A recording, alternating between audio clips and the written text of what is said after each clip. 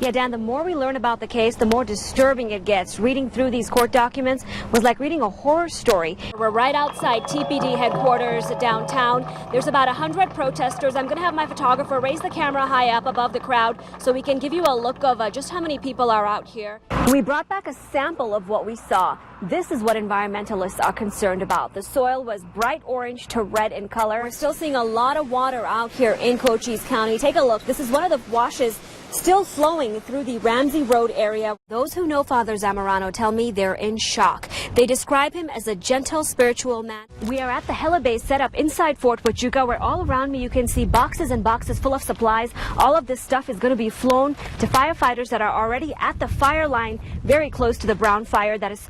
Now, residents living in this area tell me they literally see drug smugglers crossing through their backyard. But even the 90-year-old homeowner has evacuated the property. As you can see, his home is still blocked off by caution tape at this hour. It's a daring attempt illegal immigrants make every single day. This border fence is 18 to 30 feet high, depending on where you're standing. You're looking at the team of SWAT officers driving up to Jose Guerina's home on Redwater Street. It appears to be pretty peaceful, but these officers are tense. In a briefing, they've just been told they're about to encounter a dangerous armed felon. They're also told they're heading to a home where the residents may be linked to home invasions, drug deals, and possibly murder. When they get to the scene, they take up their positions.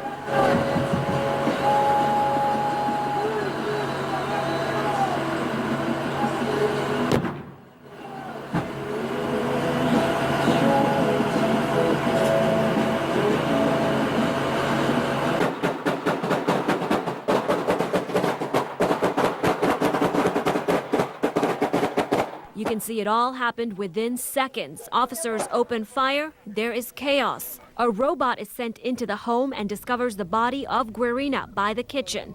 Next to him lies a long rifle with a scope, his body riddled in bullets from head to toe. The question we had tonight, did the SWAT team announce who they were before breaking down that front door? We're told they did in both English and Spanish. Take a listen. Police, open the door!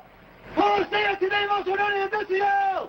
¡Derecha y registrar! ¡Abre la puerta! Come right past you, okay? Police, search warrant, open the door!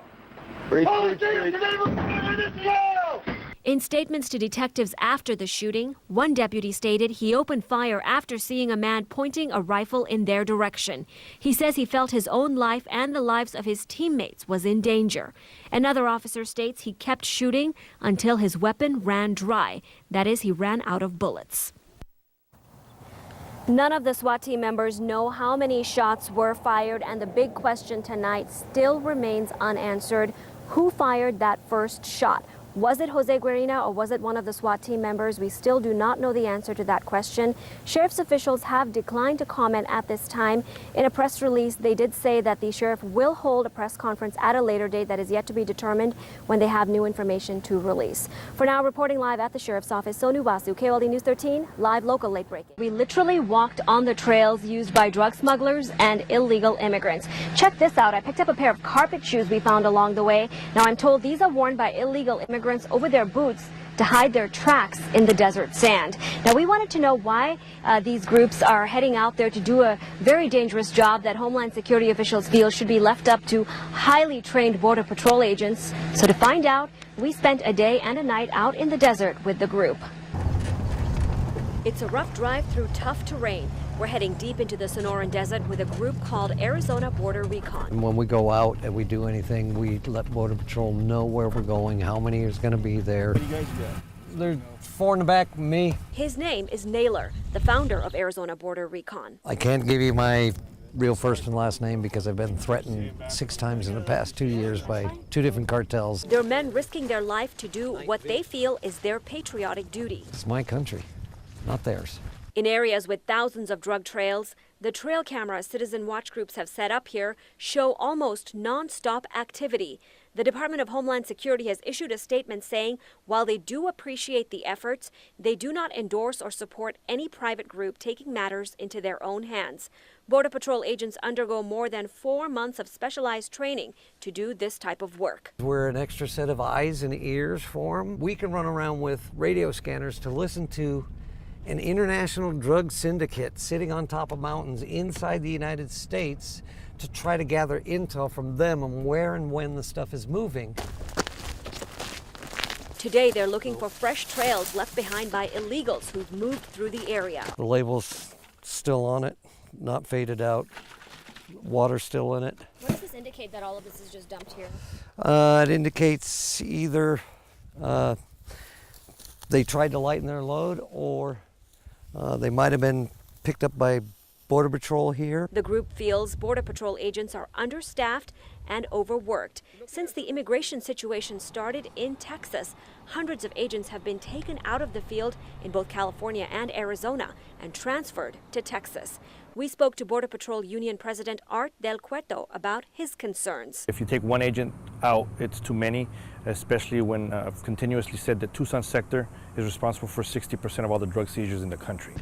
The volunteers say they have been able to mark every cartel scout location on top of our mountains. This elevation, you see that it took us easy 45 minutes to an hour to get up here. From this one lookout, they can see 250 to 300 square miles of Arizona. There's a good possibility they might be right around here. Well, Sonu, with so much drug activity in the area, what are the chances of these guys actually running into armed drug smugglers? We saw that kind of deadly confrontation a couple of years ago with Border Patrol agent Brian Terry. That's right, and they do run into some pretty dangerous people out there in the desert. Border Patrol officials tell me it is very dangerous territory. Not only are we talking about the drug smugglers moving through the area, but they also have rip-off crews. It's the sound staff at Ace Hardware have been hearing a lot. All of the copper is now deadbolted to the ground, chains and locks securely holding them in place. At the front register, you will see staff have put up this notice, warning customers to be on the lookout. A man caught on camera, taking off with heavy rolls of insulated copper. He's got 3 full rolls of copper wire. Store owner David Rude shows us their security video. Even with 16 cameras in place, at least 10 stores have become a target. The video shows the suspect walking in through the front door. He appears to stop and chat with the clerk up front. Very bold. I mean, obviously not afraid of getting caught. And, you know, we don't know if this individual would be armed or not. He is armed with some heavy-duty wire cutters and doesn't waste much time. Here he is on camera again, this time with at least 30 pounds of copper in his hand. He escapes through the back door where an accomplice is waiting. It's very frustrating because all of us, you know, get up every day and go to work and do our job and try and contribute to our community. And somebody like this chooses to try and do it the easy way. Yeah, it angers me because it's hurting every hardworking citizen of Tucson. Let's try and get this guy off the street. And to carry it a step further, somebody in town is buying this copper. If there wasn't a market for it, they wouldn't be stealing it. We are in Nogales, Sonora, near the U.S.-Mexico port of entry, where twice, sometimes 3 times a day, big white buses with bars pull up here at the DeConcini port. They are buses filled with deported immigrants, some still in shackles, some still wearing their hospital gowns, dropped off here back in their home countries.